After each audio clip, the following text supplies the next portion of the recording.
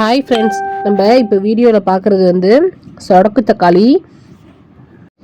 இதை நம்ம சாப்பிட்லாம். ஆனால் அதை எப்படி சாப்பிட்லாம் அப்படின்னா, பழுத்த மஞ்சள் கலரில் இல்லைன்னா ஆரஞ்சு நிறத்தில் இருக்கிற பழமாக தான் பார்த்து சாப்பிடணும். குறிப்பாக பச்சை நிறத்தில் காயாக இருக்கிறத பறித்து சாப்பிடக்கூடாது.